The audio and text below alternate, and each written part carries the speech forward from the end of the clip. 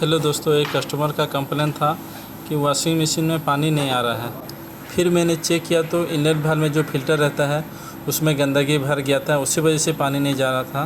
फिर फ़िल्टर साफ़ कर दिए और पाइप को डायरेक्ट दे के चला रहे हैं। पानी देखिए कितने बढ़िया से आ रहा है। शाबाश! अभी फ़िल्टर लगा के कंप्लीट कर देंगे। और आपके वॉशिंग मशीन में ऐसा प्रॉब्लम आ रहा है तो पहले इनलेट वाल्व का फ़िल्टर साफ़ करें, फिर प्रॉब्लम सॉल्व नहीं हुआ तो टेक्नीशियन को बुलाइए।